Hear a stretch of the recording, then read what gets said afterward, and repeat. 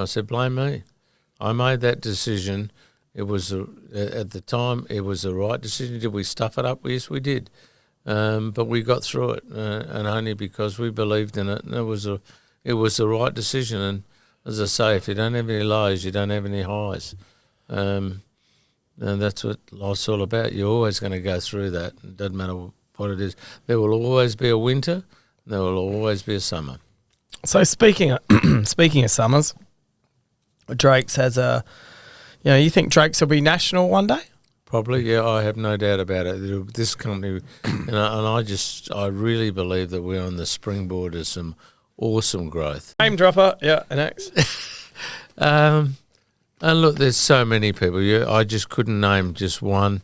I think they all come into your life for so many different reasons. There was a guy that probably most people didn't like was probably Andrew Reitzer, but tough as they come. But you walked out of a deal with either a handshake or a blood nose. But you knew where you stood. And unfortunately, so many people pretend that there's somebody that they're not. And I think you should always tell it as it is.